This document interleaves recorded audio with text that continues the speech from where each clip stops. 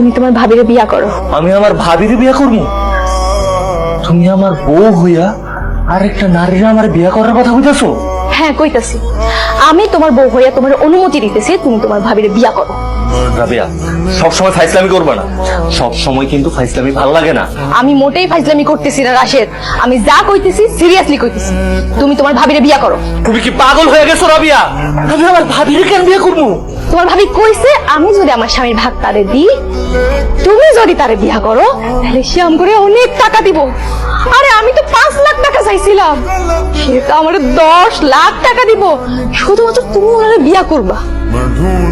10 লাখ টাকা পাইলে আমাকে জীবন একেবারে অন্যরকম হয়ে যাইবো। রাশেদ, তুমি আর না করো না, তুমি তোমার বড় ভাবির বিয়া করো। এই তোমার ভালোবাসা রাবিয়া? বাসর ঘরে এরকম পালা মেয়ে বসে আছে কেন? হ্যাঁ যাও যাও, উঠো উঠো যাও। কি করতেছো রাবিয়া তুমি? আরে বেশি কথা কইও না, যাও উঠো, যাও উপরে উঠে বসো।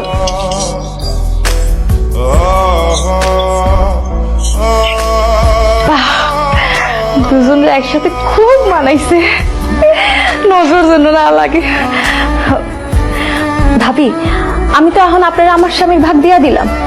আপনি না বলছেন আমার স্বামী যদি আপনার বিয়া করে আপনি আমার 5 লাখ না 10 লাখ টাকা দিবেন। আমার স্বামীর ভাগ আপনারে বুঝাই দিছি, আমার স্বামী আপনারে বিয়া করছে। এখন তাইলে আমার ভাগ আমারে বুঝাইয়া দেন। রাবে, আমি যা কথা দিই তা রাখি। তুমি তোমার স্বামীর ভাগ আমারে দিছো, তোমার স্বামী আমার বিয়েও করছে। এখন আমার ভবিষ্যৎ নিশ্চিত। আমার টাকা পয়সার কোনো দরকার নেই। আমার দরকার স্বামীর আদর ভালোবাসা। কিন্তু আজকে আমি টাকা দিয়ে তোমার স্বামীরে কিনে নিলাম। রাশেদ এখন থেকে আমার, আর কোনোদিনও তুমি ওর উপরে স্বামীর ভাগ বসাইতে আসবে না। কি টাসকি খেয়ে গেলা? তোমারে কতবার ডাকছি বলো তো, সকাল সকাল ঘুম থেকে উঠো নাই কেন? আমি চাইছিলাম তোমারে নিয়ে মার্কেটে যাইতে, কিন্তু তুমি তো উঠলা না। শেষমেশ আমি একা যাইয়া অনেক শপিং করছি। এই যে দেখো, এখানে শাড়ি কিনছি, 3টা 3 পিস কিনছি। আর এই যে দেখো এই শাড়িটা, আর এই গহনাটা কিনছি। আন্টিটা লাল রঙের সুন্দর না? এইটাও কিনছি। যে এইটা একদম সুন্দর সুন্দর জিনিস। মার্কেটে যা ছিল ক্রিম, পাউডার, সোনু সব কিছু কিনে নিয়ে আসছি। এখন বলো তো আমার কেমন লাগতেছে? তোমার কেমন লাগতেছে এটা আমি কইতে যাবো কেন? তুমি না আমার জামাই, এখন বলো তোমার বউরে কেমন লাগতেছে? ও, আমার বউরে কেমন লাগতেছে এটা আমার কইতে হইব? ঠিক আছে, কইতাছি। আজকে তোমার অনেক সুন্দর লাগতেছে।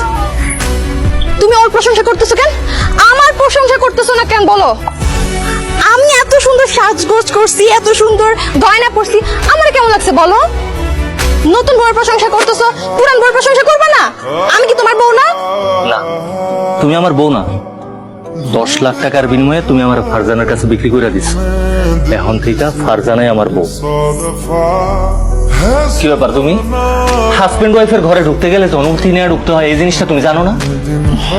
না মানে আমিও তো তোমার বউ, ওই জন্য অনুমতি না নিয়েই ঢুকে পড়ছি। তুমি আমার কি সেটা আমি তোমার কাছে জানতে চাইতেছি না। কি কারণে আইছো তাড়াতাড়ি কইয়া এখান থেকে বিদায় হও।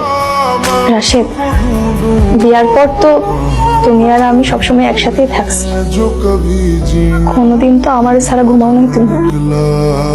আমি তোমার পাশে শুয়ে থাকতাম, তারপরও আমার জড়াইয়া না ধুলে তোমার ঘুম আসতো না। আমি এখন শুইতে গেলে সেই কথাগুলোই বারবার মনে হয়। একলা বিছানায় আমার ঘুম আসে না রাশেদ। তুমি যে আমার জড়াইয়া ধরে ঘুমিতে, ওই অভ্যাসটা হয়ে গেছে। তোমার ছাড়া আমার এখন আর ঘুমই আসে না। ভাবিরে বিয়া করার পর তুমি তো এই কদিন ভাবির সাথেই ছিলা। অনেকদিন আমার চোখে ঘুম নাই, আমি একটু শান্তির ঘুম ঘুমাইতে চাই। আজকে রাতটা কি তুমি আমার লগে আমার রুমে গিয়ে ঘুমাইবা? মগের মূল্য পাইছস তুই? আমার স্বামীকে তোর সাথে যা ঘুমাইবো, যাই এখান থেকে যা, নইলে কিন্তু খুব খারাপ হয়ে যাবো। আমি যাবো না, আমি আমার স্বামীর ছাড়া কোথাও যাবো না। রাশেদ, আমি বিছানায় গিয়ে শুইলেই আমার দমটা বন্ধ হয়ে আসতেছে, আমি ঘুমাইতে পারতেছি না। শুধু আজকের রাতটা আমার সাথে ঘুমাও রাশেদ। চলো না, চলো চলো। আজকের রাত কেন? আর কোনো রাতেই তোর সাথে আমি একই বিছানায় একসাথে শুনবো না, কারণ তুই সেই অধিকার হারিয়ে ফেলছিস। এখন থেকে যতদিন আমি বেঁচে আছি, আমি আর ফারজানা সবসময় একই লগে থাকুম, এক লগে ঘুমাবো। আরে তোর তো তোর স্বামী দরকার নাই, তোর তো দরকার ছিল টাকা।